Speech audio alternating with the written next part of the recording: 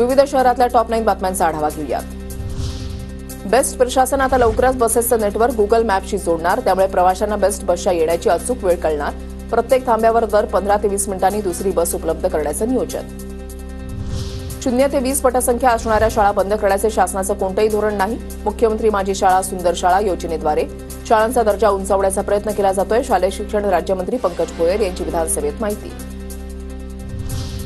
उन्हाचा पारा वाढला। चिंचवडमध्ये सर्वाधिक 38.8 तर दापोडीमध्ये 36.6 अंश सेल्सिअस तापमान। पुण्यातील बाजारपेठ आणि मुख्य रस्त्यांवर शुकशुकाट। पुणे जिल्ह्यामधल्या नीरा बाजारामध्ये कांद्याचे भाव पडले। कांद्याला 400 ते 1500 रुपयांचा भाव। कांदा उत्पादक शेतकरी नाराज।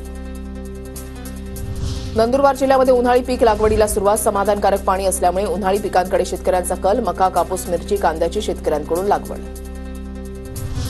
नंदुरबार जिल्ह्यामधील शेतकऱ्यांना ठिबक सिंचन योजनेचं अनुदान मिळालं। गेल्या वर्षभरापासून अनुदान रखडल्यामुळे शेतकऱ्यांमध्ये नाराजी। अनुदान मिळाल्यानं शेतकऱ्यांमधून समाधान व्यक्त। पुण्यात पीएमपी कर्मचारी उपचाराविनाच। पीएमपी कर्मचाऱ्यांच्या उपचारासाठी करार केलेल्या हॉस्पिटलचं बिल थकलं। बिल थकल्यानं कर्मचाऱ्यांचे उपचार बंद।